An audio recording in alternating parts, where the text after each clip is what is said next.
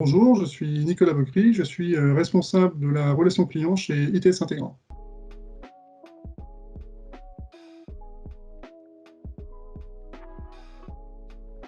Alors quand on parle de cloud privé ou de cloud public. Dans le cas du cloud hybride, ce sont en fait ces deux clouds, privé et public, qui n'en forment plus qu'un seul. Et dans ce cas-là, le système d'information est réparti sur ces deux clouds. Alors qu'il s'agisse d'un ERP, d'une base de données, d'une application de calcul lourd, de stockage de fichiers, de sites web, etc.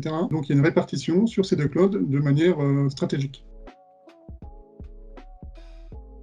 Alors pour faire un parallèle qui parlera sans doute à tout le monde, quand on choisit une voiture hybride, ce qu'on cherche, c'est à marier le meilleur de chaque monde. Dans le cas du cloud hybride, on cherche à gagner les avantages du cloud privé et aussi les avantages du cloud public. Si je prends l'exemple d'une application, disons, financière qui consomme énormément de ressources 4 fois par an, je dois me poser la question, est-ce que je dois la déployer sur mon cloud privé et donc dimensionner mon cloud privé pour honorer cette demande de puissance qui ne se fera que 4 fois par an, ou est-ce que je dois la passer sur un cloud public qui est beaucoup plus scalable? La réponse n'est pas forcément aussi simple et aussi binaire. On pourrait très bien se dire, je mets mon application sur un cloud public, je la dimensionne et j'ajuste ses capacités selon mon besoin, mais je stocke ces résultats sur mon cloud privé. Et ainsi, je n'ai pas mes problèmes de capacité de cloud privé et je bénéficie du meilleur du cloud public. Alors cette question se pose pour des questions de puissance, de disponibilité, de sécurité, mais on peut se poser aussi la question pour des plans de secours. On peut très bien avoir mon application qui est sur le cloud privé de manière nominale,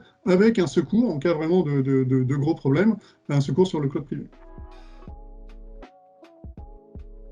Alors en premier lieu, je dirais que la première difficulté, c'est de définir sa stratégie. Et pour définir cette stratégie, il faut parfaitement connaître son patrimoine applicatif et ses données. On constate avec nos clients qu'avec le changement des équipes, ces informations ont tendance à partir ou se fragiliser. Il faut faire cette remise en état de tout ce patrimoine, de toute cette documentation, de tout ce savoir, pour pouvoir définir les bons leviers, les actionner, leur donner le bon point. Ça, c'est un élément très important pour pouvoir définir comment on va se servir de ce cloud hybride, comment on va se servir du privé et du public. L'autre point essentiel, c'est la gestion de la compétence. Savoir gérer un cloud privé, c'est une chose, savoir gérer un cloud public, c'en est une autre, mais gérer le cloud hybride, c'en est encore une autre. Il faut connaître les mécanismes, avoir les mécanismes de décision, car on pourrait faire le parallèle avec un cadeau de Noël, on vous offre une énorme boîte à outils, c'est le cloud hybride. Malheureusement, tout le monde n'est pas bricoleur ou artisan pour pouvoir utiliser chaque outil à bon escient.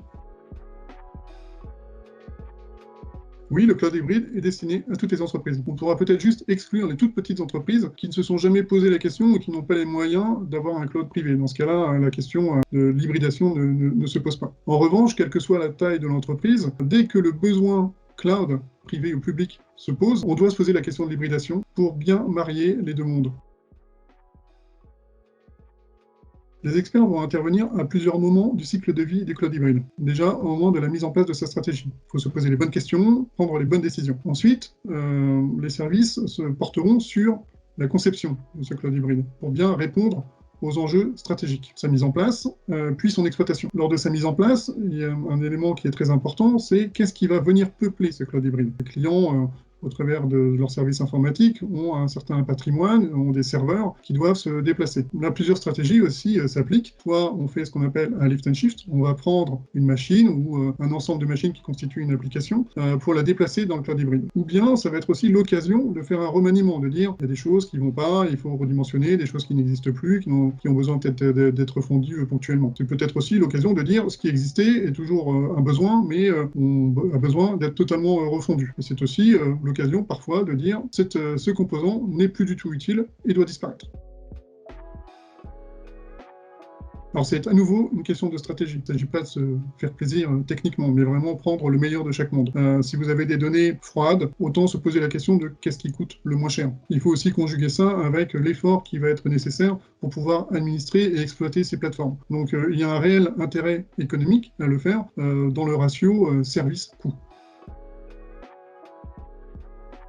Comme je le disais précédemment, si votre stratégie est déjà établie, vous pouvez vous lancer. En revanche, s'il reste encore pas mal de questions où vous n'êtes pas certain des réponses que vous avez apportées, vous pouvez vous faire accompagner par un fournisseur de services managés qui saura vous aider et vous assister pour définir cette stratégie. Une fois que cette stratégie est posée, vous avez toujours le choix de toujours passer par un fournisseur de services managés, un MSP, ou directement de contracter avec un fournisseur de cloud. Totalement libre à vous d'optimiser les choses et surtout de définir quelle est votre cible pour son exploitation. Pour finir, si vous avez des questions, n'hésitez pas à commenter cette vidéo ou nous contacter via les réseaux sociaux.